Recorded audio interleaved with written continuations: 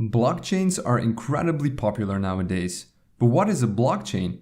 How do they work? What problems do they solve? And how can they be used? Like the name indicates, a blockchain is a chain of blocks that contains information.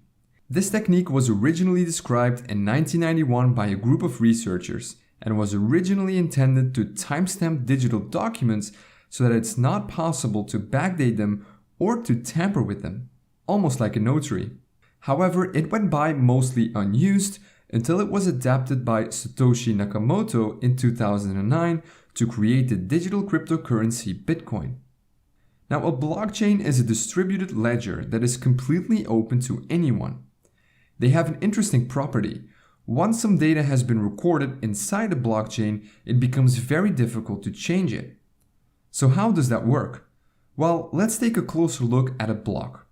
Each block contains some data, the hash of the block, and the hash of the previous block.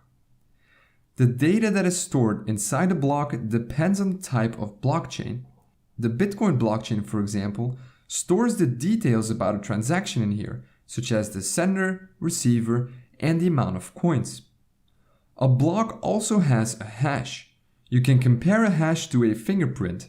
It identifies a block and all of its contents, and it's always unique, just as a fingerprint. Once a block is created, its hash is being calculated. Changing something inside the block will cause the hash to change. So in other words, hashes are very useful when you want to detect changes to blocks. If the fingerprint of a block changes, it no longer is the same block. The third element inside each block is the hash of the previous block. And this effectively creates a chain of blocks, and it's this technique that makes a blockchain so secure. Let's take an example. Here we have a chain of 3 blocks. As you can see, each block has a hash and the hash of the previous block. So block number 3 points to block number 2, and number 2 points to number 1. Now the first block is a bit special.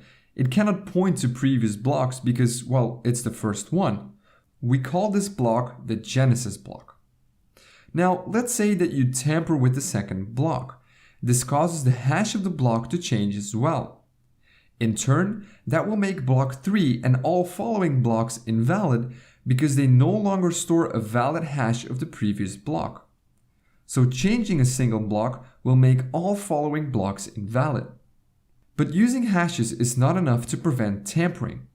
Computers these days are very fast and can calculate hundreds of thousands of hashes per second.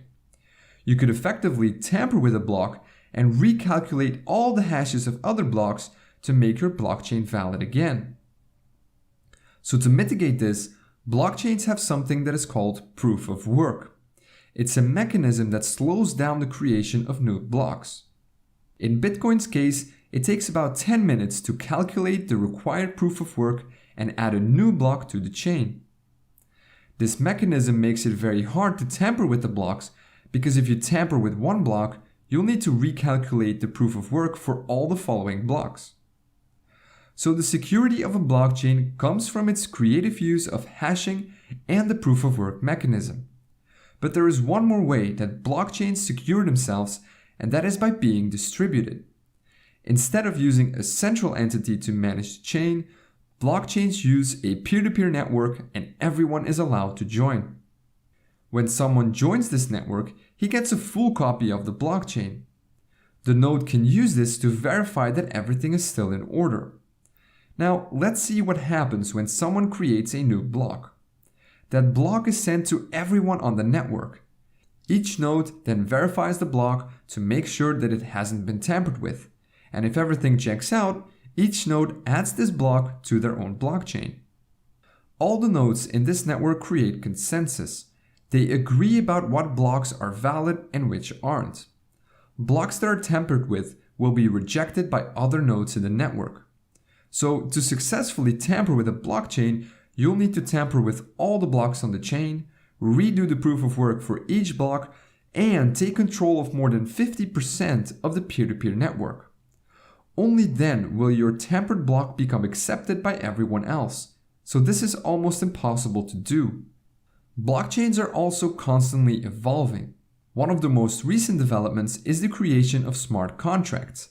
These contracts are simple programs that are stored on the blockchain and can be used to automatically exchange coins based on certain conditions.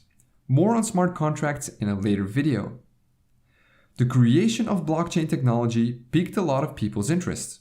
Soon others realized that this technology could be used for other things, like storing medical records, creating a digital notary, or even collecting taxes. So now you know what a blockchain is, how it works on a basic level, and what problems it solves. Want to learn how you can implement a simple blockchain in JavaScript? Then check out this video here. And as always, thank you very much for watching.